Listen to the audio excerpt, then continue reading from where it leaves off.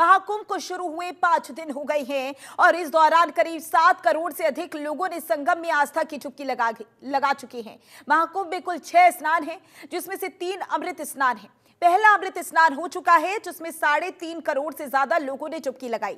प्रयागराज महाकुंभ में 5वें दिन दोपहर 12 बजे तक 19 लाख श्रद्धालुओं ने पुण्य की चुप्की लगाई। इसमें 10 लाख कल्पवासी शामिल हैं। महाकुंभ 2025 में हर दिन करोड़ों श्रद्धालु संगम में पुण्य की डुबकी लगा रही हैं। महाकुंभ मेले में श्रद्धालुओं की सुविधा के लिए 1.5 लाख शौचालय बनाए गए हैं और इसी के साथ महाकुंभ मेले में 27 जनवरी को शांति सेवा शिविर में विराट सनातन धर्म संसद आयोजित। कथावाचक देवकी नंदन ठाकुर की अगुवाई में होने वाली इस विराट सनातन धर्म संसद के लिए सेक्टर 17 के संगम लोअर मार्ग नाग वासुकी चौराहे पर विशाल पंडाल तैयार किया जा रहा है। तो ये 4 तस्वीरें आपकी टीवी स्क्रीन पर। पहली तस्वीर आप देख सकते हैं, बड़ी संख्या में श्रद्धालु पहुंच रहे हैं और आस्था की डुबकी लगाते हुए नजर आ रही हैं। दूसरी तस्वीर है जहां श्रद्धालुओं का जमावड़ा लगातार जारी है, सुरक्षा के कड़े इंतजाम। और महाकुंभ का ये 5वां दिन है और 5वें दिन भी सुरक्षा के कड़े इंतजाम नजर आ रही है।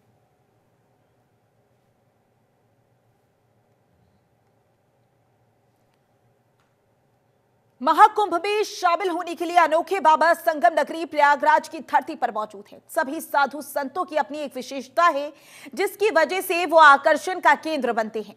ऐसे ही एक हठ योगी बाबा है, जिन्होंने पिछले 10 सालों से अपना एक हाथ ऊपर खड़ा कर रखा है। हमारे सहयोगी बसंत शर्मा ने हठ योगी बाबा से खास बातचीत की है। देखिए रिपोर्ट। धर्मराज तीर्थराज प्रयागराज, हमारी मौजूदगी प्रयागराज में इस समय मौजूद है। महाकुंभ का सनातन का महामेला जिसे कहा जाता है, इस समय वहां पर मौजूद है। हमारे साथ साधु महाराज बाबा जी हैं। सबसे पहले बाबा जी आपका परिचय इस दुनिया को बताइए। दिगंबर दिवाकर भारती, तपोनिधि पंचायती आनंद अखाड़ा। बाबा जी आपने हाथ ऊपर किया हुआ है, इसके पीछे क्या आपका संकल्प है, क्या उद्देश्य है, कितना समय आपको हो चुका है? ये ऊर्ध्वबाहु तपस्या है। पिछले 10 वर्षों से हमने ऊर्ध्वबाहु तपस्या कर रखा है और 11 वर्षों से फलाहार ग्रहण करते हैं। ये सनातन जो है परंपराओं के अनुसार हमारे ऋषि मुनियों ने हमको त्याग तपस्या का मार्ग प्रशस्त किया है।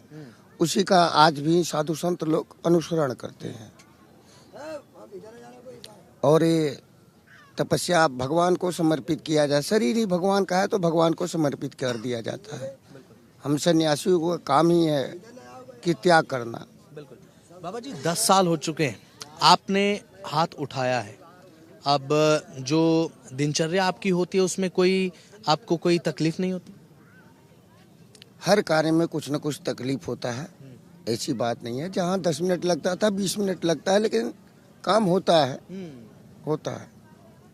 और महाकुंभ में आप हैं और इस महाकुंभ में क्या संकल्प है आपका? हमारा यही संकल्प है कि सभी लोग एकजुट होके शाही स्नान करें, हैं, सनातन धर्म को आगे बढ़ाएं, भेदभाव मिटाएं, आरक्षण से थोड़ा दूर रहें, हैं। जो जिसका जितना कार्य करेगा उस अनुसार उसको प्रगति मिलेगी, उसका कार्य होगा। और साथ ही आज इस महाकुंभ में बताया जा रहा है कि 45 करोड़ लोग जो हैं इस महाकुंभ में शामिल होंगे। अब आप महाकुंभ में आए हैं, व्यवस्थाएं कैसी लगी? योगी जी कैसा काम कर रहे हैं? शासन प्रशासन का, मोदी योगी जी का इस कुंभ मेले में बहुत बड़ा योगदान है। वो हमारे पक्के सनातन धर्मी लोग हैं और जो कर रहे हैं अति उत्तम है, अति उत्तम व्यवस्था है। शासन प्रशासन का सबका सहयोग मिल रहा है। जितने भी यहाँ कर्मचारी लोग हैं सबका अच्छा सहयोग है। बाबा जी महाकुंभ का महत्व एक बार दर्शकों को बताएं कि आज के समय में अध्यात्म की नजर से अगर देखा जाए तो महाकुंभ जो है कितना महत्वपूर्ण है?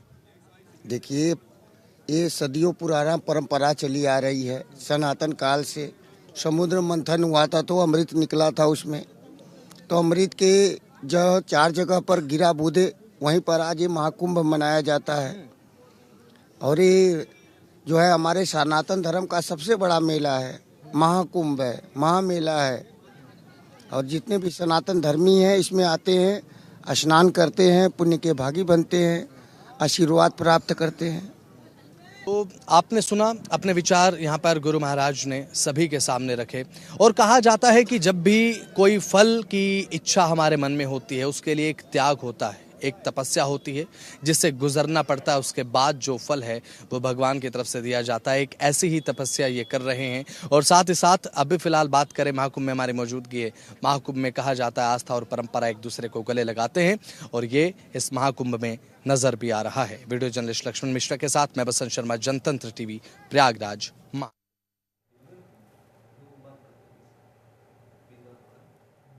तो वहीं महाकुंभ में अपना अलग अंदाज रखने वाले एक बाबा, जिन्हें पान वाले बाबा के नाम से जाना जाता है। जो भी भक्त इन बाबा के पास आते हैं, उन्हें ये आशीर्वाद के रूप में पान देते हैं। जनतंत्र टीवी के संवाददाता अवनीश कुमार ने महंत गिरिधारी दास महाराज से खास बातचीत की है। देखिए रिपोर्ट। प्रयागराज महाकुंभ में साधु संत आए हैं, उनका अलग अलग अंदाज है। प्रयागराज महाकुंभ में एक साधु ऐसे भी हैं, महंत गिरधारी दास जी महाराज हैं। उनको पान वाले बाबा भी कहा जाता है। ये पान जो है यहाँ लगता है, और महाराज जी खुद अपने हाथों से भक्तों को पान देते हैं। जो भी आशीर्वाद लेता है उसको आशीर्वाद के रूप में यहाँ से पान मिलता है। तमाम यहाँ भक्त हैं जो आए हुए हैं, उनको भी पान दिया गया है। और महाराज जी से ही पूछते हैं कि पान का क्या महत्व है। सबसे पहले तो ये बताइए कि आप कहाँ से आए हैं और आपको पान वाला बाबा कहा जाता है? राजस्थान से मेरा निवास है, जन्मभूमि भी राजस्थान है, और राजस्थान में 4-5 जिलों के अंदर मेरे आश्रम हैं। कहीं गौ अभ्यारण्य बना रखा है, गौशाला नहीं, गौ अभ्यारण्य बना रखा है राजस्थान में, जयपुर में मानस परिवार बना रखा है, ब्रह्मपीठ, ब्रह्मधाम और परशुराम भवन मानस परिवार बना रखा है मैंने। और हर जगह यज्ञ करता रहता हूँ, वहाँ मेरा पान का प्रसाद जाता है। यहाँ भी कुंभ के अंदर आज 5वां मेरे को कुंभ है। ये 5वें कुंभ में मैंने छुट्टी के पान खिलाए हैं पूरे समाज को। जो भी भगत आते हैं उनको पान का प्रसाद बांटता रहता हूँ, क्योंकि पत्रम पुष्पम फलम तोय, पान पुष्प से देवता राजी होते हैं। इनमें लौंग, इलायची, पूंगी फल, तांबूर देवताओं को समर्पण किया जाता है। हनुमत राज जी को हाथ में लड्डू, मुख में पान, 12 वर्ष के वीर हनुमान। तो ऐसे यानी कि इस तांबूर की महिमा है। इससे अनेक प्रकार के रोग कटते हैं। इसमें 13 गुण तमोर में 13 गुण हैं। 13 गुण तमोर में, नींबू में गुण 20, 12 गुण आम में, इमली में 32। अगर इमली की खटाई खा रहे हैं तो गोडे जुड़ेंगे ही। आज सब घर घर के अंदर खड़ी लैट्रिन बन रही है। ये इमली की खटाई का चमत्कार है। 2 बजे में खटाई नहीं खानी चाहिए, कि दही नहीं खाना चाहिए, और ये कई रोग मिटता है। तांबूर इसलिए मैं इसको प्रिय मानता हूँ, और देवताओं को प्रसाद है। पत्रम घास और अपने यानी कि दूब और कलश कन्या को देते हैं तो वो पवित्र होता है। और आज माया में हमारा समाज जा रहा है, दहेज के अंदर गाड़ी घोड़े दे रहे हैं, तो उसके अंदर हमारा समाज सनातन धर्म विचलित होता जा रहा है। तो इस समाज के लिए भाई पान, दूब और कलश नारियल दे दो, और अपने बच्ची की टाइम पे शादी करो। कोई 30, कोई 35, कोई 40 वर्ष में शादी कर रहे हैं, तो उन माता पिता को भी दोष लग रहा है, और हमारे सनातन धर्म को दोष लग रहा है।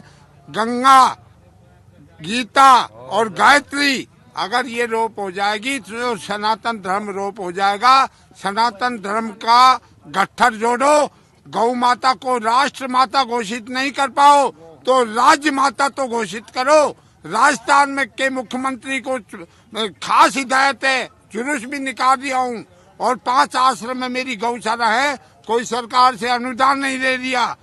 जंगल जो गोचर भूमि है, अब वो बिगर जोरी के आवाज की कहाँ जाएं। जंगल गोचर भूमियों को भामाशाहों ने बेच खाई। तो राज्य सरकार इतना अपना ध्यान दे कि उन गोचर भूमियों को मुक्त कराए, जैसे हमारे योगी राज जी कर रहे हैं। गोरखपीठ के जो है आज 1 नंबर के ऊपर जा रहे हैं वो समाज में, और उनको बदनाम करने के लिए नाना प्रकार की शक्तियां लगी हुई है। तो योगी राज बदनाम नहीं होंगे। उनका 19 का कुंभ भी मैंने देखा है। अगर किसी ने नारंगी खा के पटकी है तो पीठ मुड़ के देखा तो सिरका नहीं मिला। और आज इस कुंभ को देख रहे हो 25 को, तो यहाँ गंदगी का ढेर लगा हुआ है, और सब खारसों में कनात की रेटिंगें दी है 3-3, 4-4, 5-5, जो एक मेहनत की हो गई, एक उप मेहनत की हो गई। 3 रेटिंग में 200 आदमी कैसे जाएंगे? 3-3 ठूटियां दे रहे हैं। आज वहाँ 15-15, 20-20 ठूटियां दी थी 19 में, और आज पीपा फुल नाले के ऊपर लगा दिए गए। बाबा पान का जिक्र कर रहे थे कि कई रोग दूर होते, कौन कौन से रोग दूर होते हैं? कब, कैकार, खांसी, जुकाम छोटी मोटी लग गई, ठंड का टाइम है, रात को कोई उगाड़े में रह गया तो लौंग देकर पक्की दे दो, जुकाम दूर हो जाएगी। ये गर्म होता है। बनारसी अलग है, मद्रास अलग है, बंगाल का अलग है, मीठा अलग है।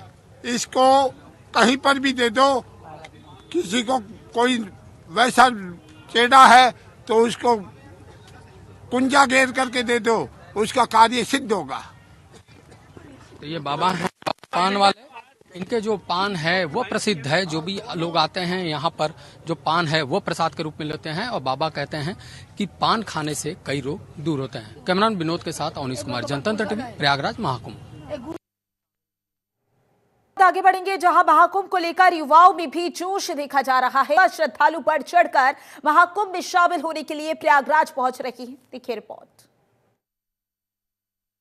प्रयागराज में दुनिया का सबसे बड़ा आध्यात्मिक और मानव समरसता का मेला लगा हुआ है, और अब तक की बात करें तो लगभग 7 करोड़ से अधिक लोग यहां पर आस्था की डुबकी लगा चुके हैं।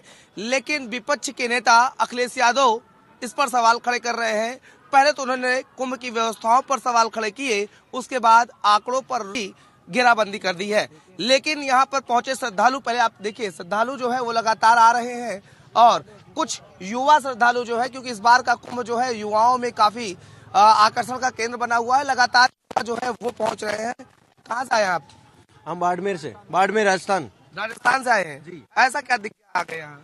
वो 44 साल बाद लगा है ना महाकुंभ, इसलिए आए हैं। क्या लग रहा है जो आंकड़े को सवाल खड़े किया जा रहा है, या कुंभ की व्यवस्थाओं पर सवाल खड़े किए जा रहे हैं, कैसा लग रहा है आपको? ये व्यवस्था बहुत अच्छी है। ये गलत बोल रहे हैं अखिलेश यादव, गलत बोल रहे हैं। हाँ युवा लगातार आ रहे हैं। हाँ हाँ। आप भी आए इनके साथ? हाँ, हम इनके साथ हैं। युवाओं में बहुत जोश है, और यहाँ पे सुरक्षा व्यवस्था बहुत अच्छी है। चप्पे चप्पे पर जवान तैनात किए गए हैं। अखिलेश यादव सवाल खड़े कर रहे हैं, लेकिन अखिलेश यादव सवाल खड़े, विपक्ष का तो काम ही सवाल खड़े करना, लेकिन वास्तव में व्यवस्था को देखें तो बहुत जोरों पर है और बहुत अच्छा प्रोग्राम चल रहा है। तो बिल्कुल देखिए, ये तमाम लोग जो है वो संगम नगरी पहुंच रहे हैं। भले ही विपक्ष के नेता अखिलेश यादव सवाल खड़े कर रहे हो, लेकिन आम जनता उसका जवाब भी दे रही है, और साफ तौर पर बता रही है कि जो आंकड़े बताए जा रहे हैं, आम जनता सरकार के समर्थन में है और उन आंकड़ों को सही बता रही है। क्योंकि लोगों का कहना है कि यहाँ पर इतने लोग प्रतिदिन आ रहे हैं, तो ये आंकड़ा सही है। प्रयागराज से वीडियो जर्नलिस्ट विनोद के साथ अमित मिश्रा, जनतंत्र टीवी। तो वहीं महाकुंभ में देश विदेशों से आने वाले श्रद्धालुओं की देखभाल के लिए इस बार बेहद हाईटेक इंतजाम है। देश में पहली बार महाकुंभ नगर में high tech AI messaging flow system का इस्तेमाल किया जा रहा है, और इसका इस्तेमाल एक मध्यस्थ के तौर पर किया जा रहा है, जो अस्पताल के आईसीयू में मरीजों और डॉक्टरों के बीच समन्वय बनाकर काम कर रहा है।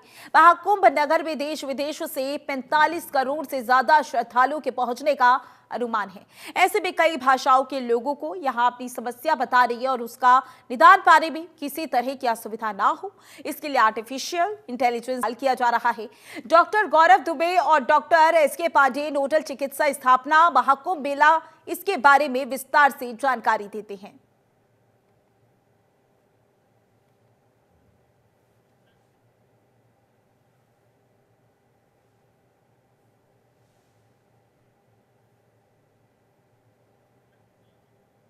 फिलहाल के लिए इस बुलेटिन में बस इतना ही। बने रहे जनतंत्र टीवी के साथ। नमस्कार।